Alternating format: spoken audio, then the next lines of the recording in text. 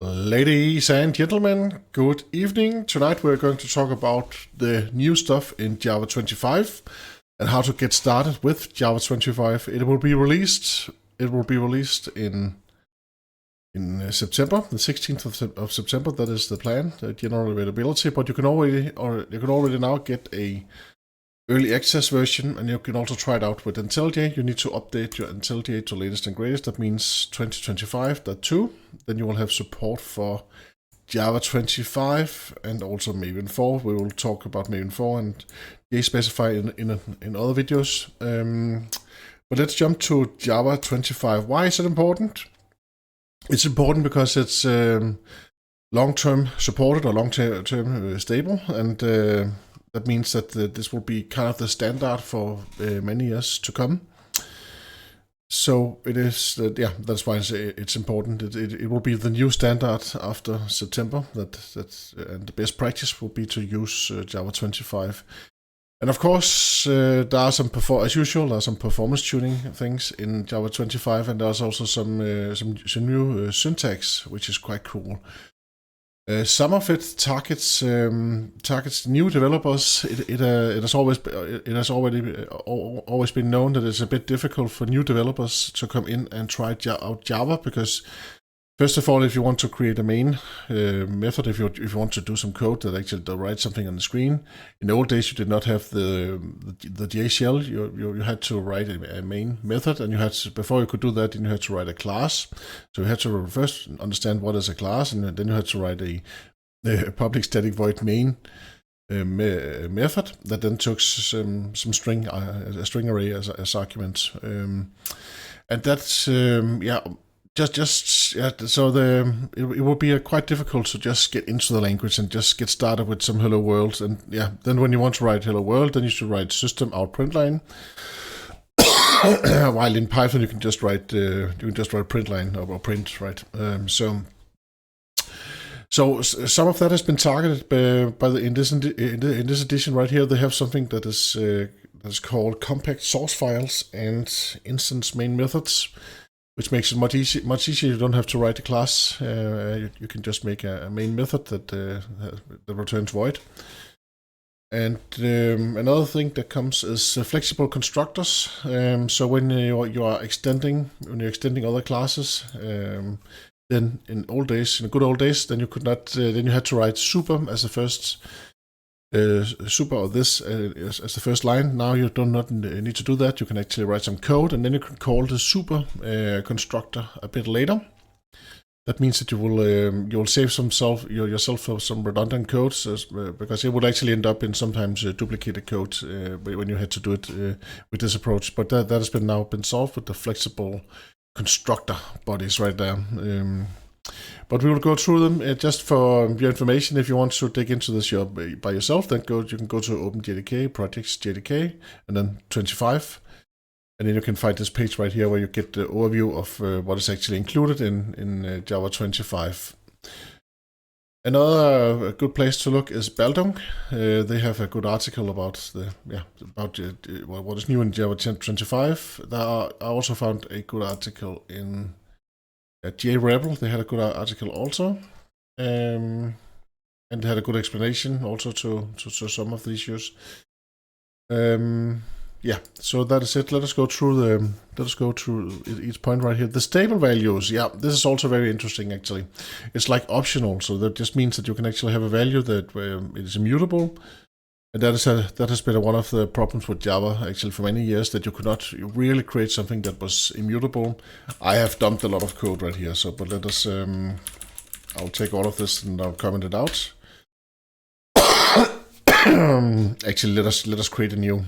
We'll create a new file right here. So I'll create a new Java class right here, and I will name this Java 25 demo main, like this. Yes, add it to Git, why not? And usually we would have to have this class right here, then we would have to have a main method right here, static void main. We don't need to do that any longer. Now we can delete the class right here. And we also can delete the package right here, and we can delete the static. And we can still use system out println if you want to print something out. Test 1, 2, 3, hello world, yes. And then we can press play right here if you want to do that. And now we have used a compact source file. So a compact source file is just when you don't mention the class, you don't write the class, you can just have the main method like this. The class is actually being created behind our backs, but that doesn't matter. It looks cool and short, and it's easier to get started for newbies with this approach. There's another thing right here. This looks quite ugly. We have system out println right here. Now we have something called IO, and then we have println. You can see here we have some helper, some static methods that we can use in the IO package. So that is also quite cool. That means that we can just call IO println right here. We can also import it statically, of course, like this. So now I can just write println, and then I can print something out. So that some of the critique of Java, and that is difficult to get into for new developers. That of course has been targeted with this change right here. Let us try the stable. So the stable values. It has always been difficult to create immutable stuff with Java. Of course, it is possible, but it is also possible to circumvent it if you have an immutable list, for instance. Then there are actually tricks and tips and tricks to actually get around that. But so this new stable, and that is what this new stable value tries to target. So it has a generic type, just like we're used to. So let's say that this is a string. Then we could just say .string, and to begin with, we will just say auth. So that is how to create a new stable value. We can provide a value already to begin with, but I'm going to skip the value to begin with, and then I'll say string my stable string right here. And so, yeah, of course, it needs to be of the type stable value like this. So now I've created a stable string right here, and we can also print it out. So let us just print it out, my stable string. It does not contain any value yet because I did not provide any value. So that means that then I can run it. It feels a bit like an optional. So if you're used to using use an optional, then you would see that you have some convenient methods on the stable value, just like you have on optional. Right now here we can see this is the toString representation of the stable value. Right now it is unset, and if you guessed it, then you can actually see here we can actually ask whether it is set or not. To begin with, it's not set, it's false, like now. And if we set it to something, so my stable value, then we can call try set. If it has already been set, then it will not set it again. It will not overwrite the value. So that is the whole point of the stable value. So now we call println is set again. So first it should now show false, and then it should show true afterwards. So let's see what happens right here. Yes, false, and then true. Just for fun, right now it's hello. So let us try to print out the whole stable value again. Shift F10, rerun the last thing you ran. Here we have hello. So now just print out hello. That is the string value. So it will not write something weird like it has been set or something like that. Then we can try to set it again. Let us just try to set it again. Something else. And that of course will just be ignored, so it will still be the old value that will be printed out. So we still get hello because we set it to hello once right here. That is quite cool. It's quite awesome. It ensures that the value is never being changed. And if you have a big program where you set something deep inside the program, and maybe you are placing that on an instance of a class, on a data bean or something like that, then it's nice that you can enforce that it will only be set once. That's actually quite cool. And of course, we also. You probably know that we have a final. We can also say that our properties inside our data class is final. You can still use the final approach, but that means that then you have to set it all at once. So when you instantiate a new object from your class, then you would have to set all of the member variables at once. In this situation right here, you can actually say that you want to set this later on in your program flow, so you don't have to set it all at right away. You decide when in your flow it actually makes sense to set it. Stable values, quite cool, awesome new thing. Yeah, let me just go back to the list right here. So we went through stable values, we went through the compact source files right here, and the instance main methods. Then we have something. What else do we have right here? Then we have some optimizations. There is no longer support for the 32-bit systems, so that means that you need to have a 64-bit operating system. Yeah, but that's also no problem nowadays, I guess. Then we have something with concurrency. There is something that looks a bit like virtual threads, but usually it's not something I use that much with regarding thread handling, because if you are creating web applications like a Spring Boot application, then you will have Spring Boot to actually create a new thread for you for each request that you're dealing with. And of course, if you're using the reactive approach, then you would have one thread where the tasks will then be applied to the runner threads. So that means that then you will have a fixed amount of threads which consumes less memory. That is the reactive approach. If you don't know anything about reactive and Spring, then watch my other videos about that topic. It's also very interesting. It's a bit more difficult to create the it's a bit more difficult to implement, and it's also a bit more difficult to debug. But you get better performance from that approach. So what else do we have right here? So scope values, yes, primitive types and patterns. Yes. That is quite cool also.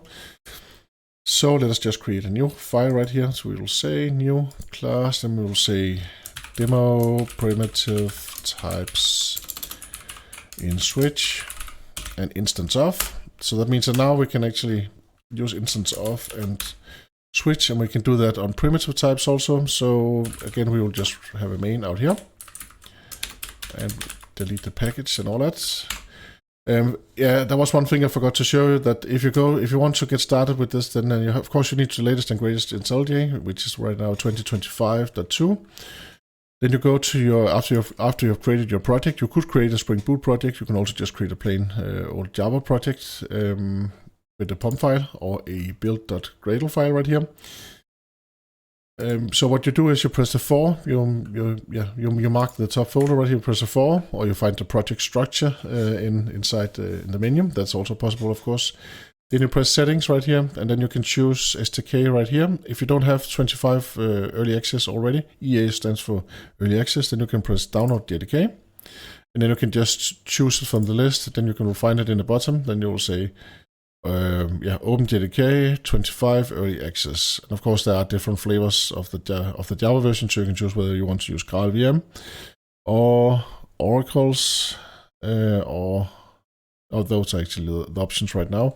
That's also Loom, and I'll not go into details what the difference is right here. So so then you choose that, and then you have to choose language level, and now you have to choose 25, including preview. So then you can also try out the primitive types that we are going to try out right now. And then you go to modules, and then you make sure that the modules actually follow the project, and or else you have to choose 25 preview yourself. But usually it will just follow the project that you just set, the project Java level. Another thing you need to do is you need to go to the POM XML file, and you need to find all the places where it says something with Java version, set it to 25, or else your settings will be reversed. It will be reverted. It will be put back to what is inside this what we have in the POM file right here. But let us go back to the primitive type. So this means that if I have some object right here, object Mike's variable right here, Mike's var equal to, and then we can set it to an integer first. We can set it to 10.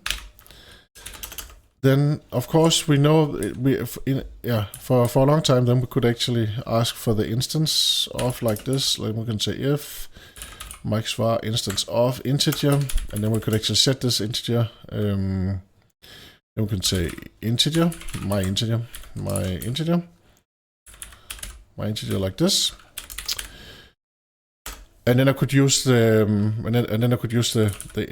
the integer right away, like this, just by using my integer like this, and this is totally fine. Let us just press run now in this file right here.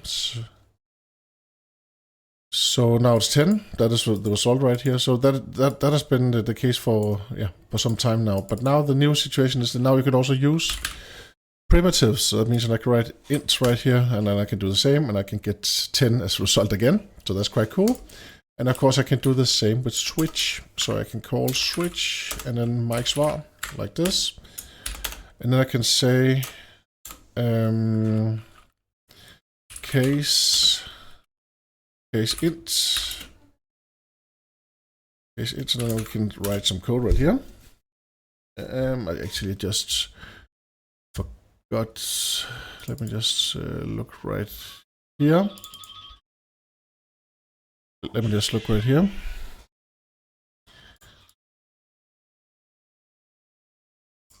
Yeah, so we need to mention the variable also, so I'll just go back again right here. So let's say this is my integer. So here I can say my integer, and then I can write some code on the right side right here. Of course, I can have multiple lines if I just use the brackets as usual. And of course, I need to wrap all of this in curly brackets also. Right here, Mike's var. So that's not true. Let me just go back forward again right here. Yeah, that's true. Why does it complain?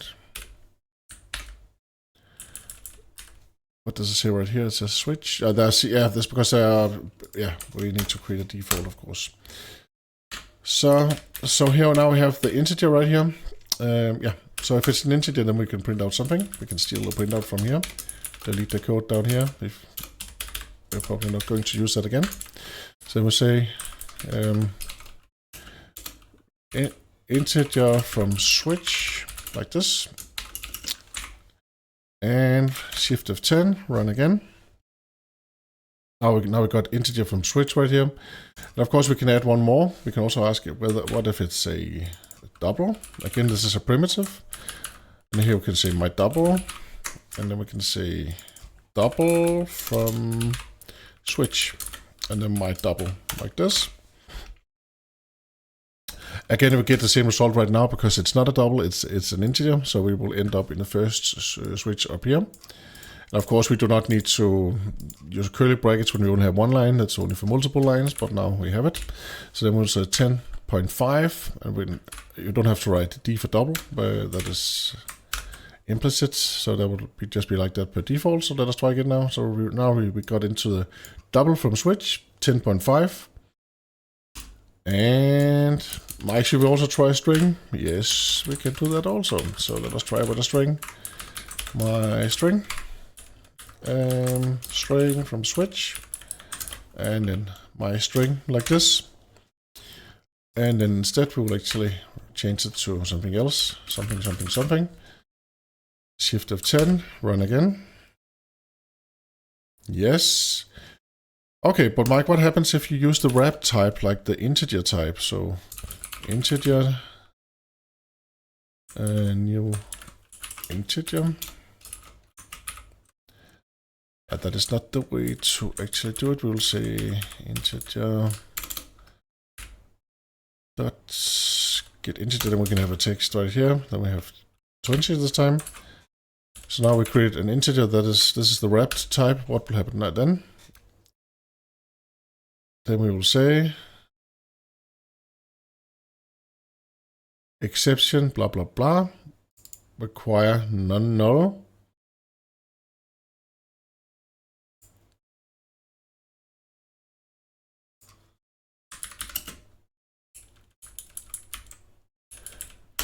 Parse it. Sorry.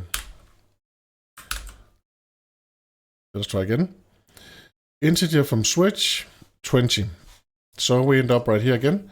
That's because there's something called auto-boxing in Java. That means that they will automatically convert between primitives and the wrapped reference version. So that's it. It's quite cool, the new features. I'm looking forward to use them. And in general, if you are writing a lot of, if you're testing instance of course you should try not to do that. You should actually use type safe. You should actually use classes, and you should make it type safe instead.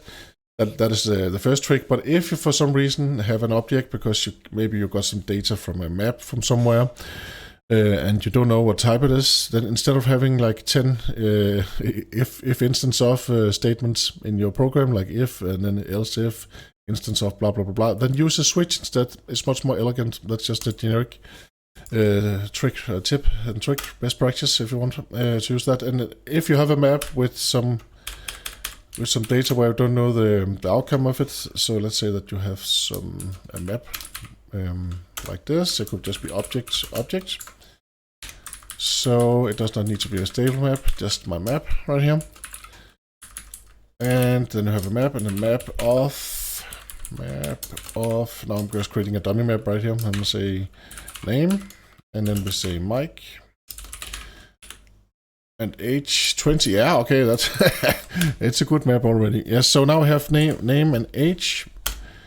And so let's say that I wanted to get blood type or something like that. Get blood type. So let's say that of course I could check for that key, blood type with contains key, but I could also just get or defaults blood type. And then if it's not known, then I could just have unknown here.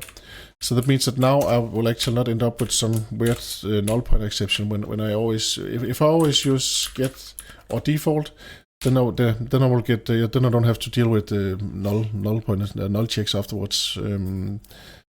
So let me say string blood type right here, equal to. And then of course in this situation right now, it should be, let us print it out. We forgot to print it out. I'm sorry about that. So I'll just print line. I'm actually not. So I'll print it out, blood type. Shift to 10, run again. And now it says unknown blood type, but let's say that we actually added that to our map up here. So they'll say blood type, and then we say AB versus negative, something like this.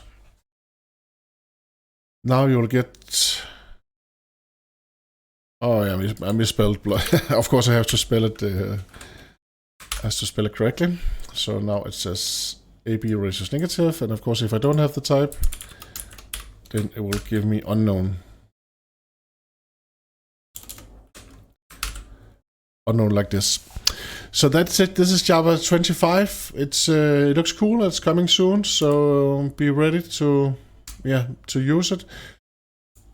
Of course, the cloud providers, they also have to be ready to use it before it's really useful. And sometimes there are bugs or vulnerabilities which will be sorted out during the first couple of months. That's how it usually is, right?